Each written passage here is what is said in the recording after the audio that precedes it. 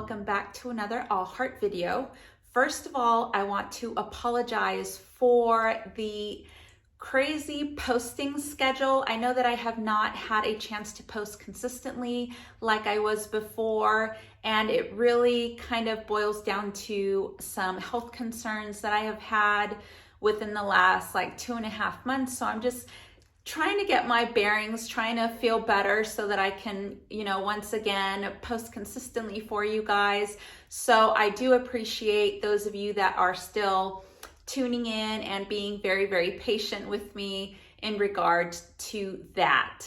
There are also a lot of new things that are coming up in our lives, such as a very, very big impending move across the country. So along with my health concerns, I'm also trying to kind of pack us away in the house. So it's just a lot of things going on. So again, I apologize for the inconsistency of my posting schedule, and I am just so thankful that you guys still tune in, and I appreciate your patience so very, very much. I promise that once all of this craziness kind of goes away and I start to feel better, that I will be posting consistently every single week, just like before. So for today's video, I have a lot of very fun summer activities that you can very easily recreate at home for your little ones with very minimal supplies. A lot of these you are just very easily able to print out, and I will make sure to include as many links as possible to everything that I'm going to be using in today's video. So we have a lot of activities to go through today. So with that, let's go ahead and get started on today's video. So for this very first activity, I'm using boxes 2 and 3 of the color tablets. And alongside these, we are also using an assortment of very pretty shells that my children have collected on our walks to the beach on different occasions. And I tried to choose the shells that really varied in color just to offer a bit more detail for this activity. So my children are going to be using the color tablets to match the different varieties of color for each particular shell. And this activity is not only great for your children really being able to focus on each of the individual details of each particular shell, but it's a really great way for them to discover all of the different gradients in color. They're able to see that some shells vary in different shades. Some are a little bit deeper and some are a little bit lighter. They can also see that some of the shells look like they have more than just 2 colors. Some of them have 3. So it's also a very, very nice hands-on activity because they get to feel all of the different shells and all of the different textures. So it's a really wonderful sensory activity as well.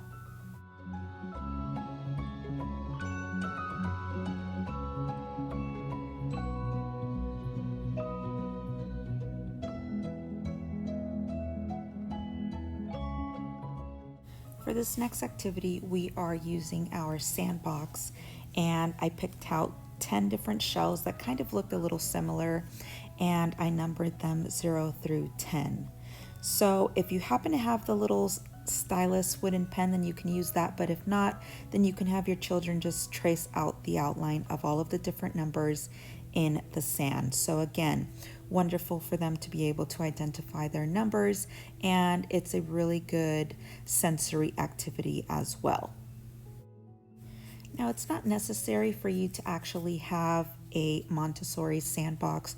You can easily recreate this on a cooking tray and use different colored rice or some other sensory activity that they can easily sift through and trace. My daughter really enjoyed this next activity as it reminded her of the spindle boxes. So again, I used 10 of the different shells, and I had these little counting beads that kind of look like pearls. So my daughter is going to go through each of the different shells and place the corresponding number of pearls inside of the shells.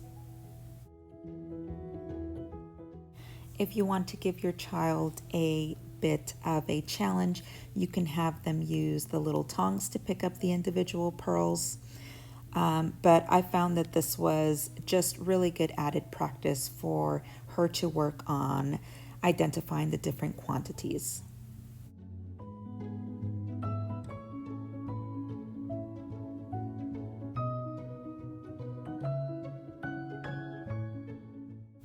It's also a really fun way for your children to practice their pouring skills.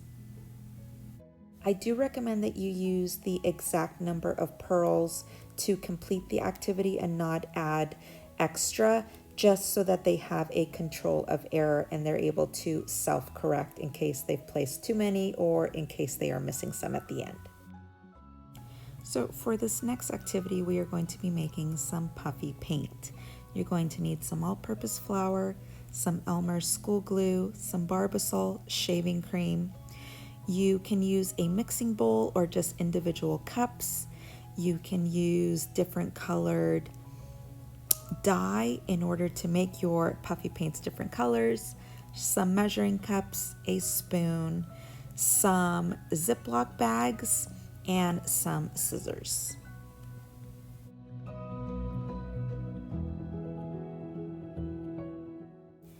You're going to need about 3/4 of a cup of the shaving cream, 2 tablespoons of the all-purpose flour, and then 1/4 cup of the Elmer's glue.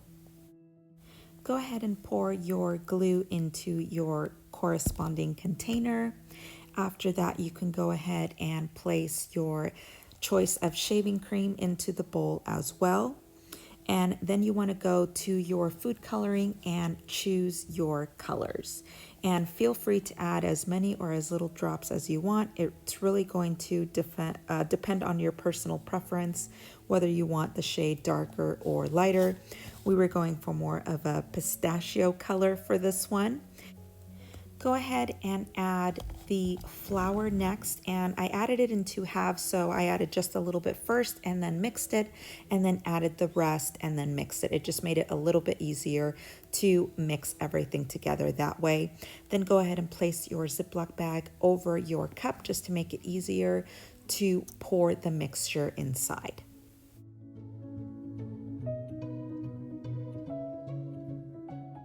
I went ahead and repeated these steps 3 more times so that we can have a total of 4 different colors. You're going to notice that it's a little tough to remove the shaving cream into the bowl, and this is definitely an activity that's going to get a little bit messy, so get ready to have some paper towels handy. But either way, it was such a fun activity, and my children just loved being able to use the puffy paint, as it was a texture that they were not familiar with.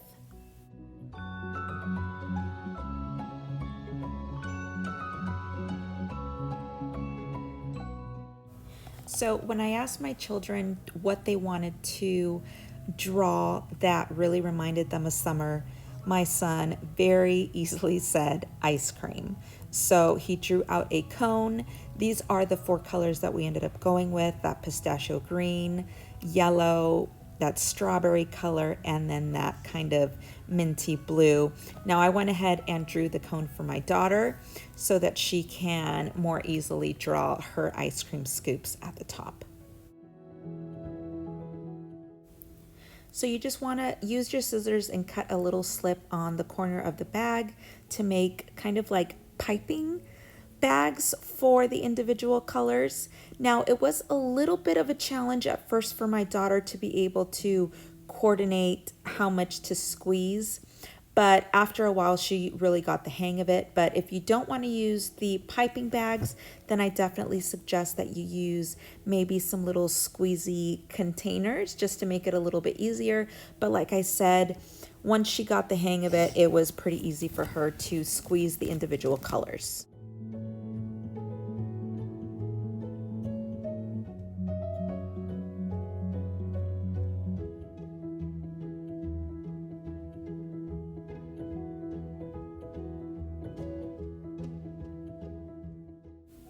You can see that they really let their creativity go wild, and they really loved the texture that it offered, especially once it fully dried. It really gives that 3D effect, and you can see that the colors are really, really vibrant. So we have a different kind of counting activity this time, and we are using the wooden number tiles that we have, and I cut out some felt pipe cleaners to make the rays of the sun, and she is just matching the corresponding number of rays to the number on the corner. So this was a lot of fun for my daughter. She really enjoyed it, and she repeated the activity quite a few times, but it was just a nice fun way for her to work on all of the different numbers. And again, this is something that you can just very easily print out at home. You don't have to use the pipe cleaners. I'm sure that you could come up with just cutting out some strips of construction paper and then printing out just a few numbers instead of using the wooden tiles.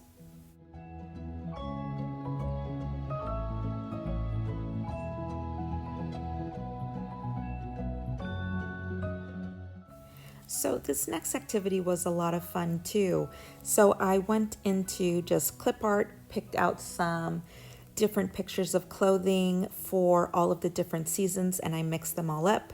So my daughter was just going to sort through all of them and pick out all of the different ones that relate to summer. And then I hung out this little string with the little clothespins. So all she has to do is sort through the clothes, pick out all of the summer clothes, and hang it. So this is wonderful for their fine motor skills, their hand and eye coordination, and it really helps reinforce that idea of summer so that they can really kind of pick out and choose what would be appropriate clothing. So you can see that she is moving all of the winter clothing to the side, and she is really doing a wonderful job at picking out all of the clothing that she would have to wear for summer.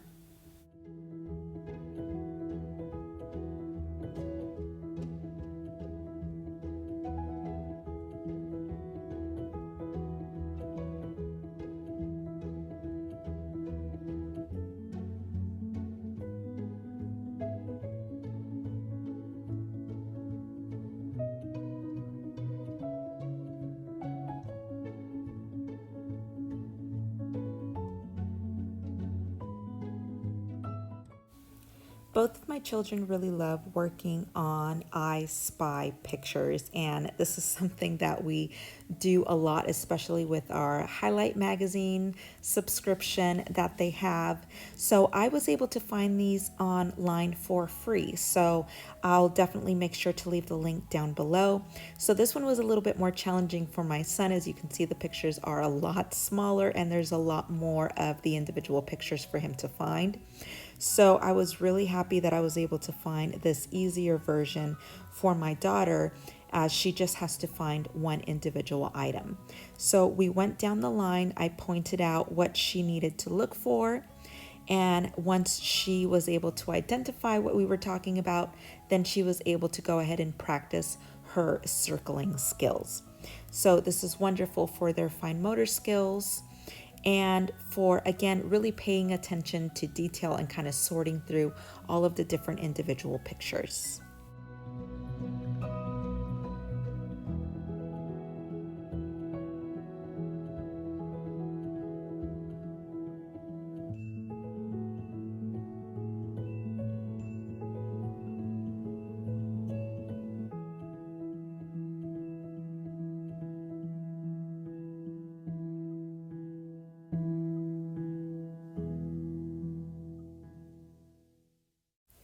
And the final activity is just a very simple tracing activity. Again, I was able to find this online, and it's just different types of waves. So again, perfect for summer.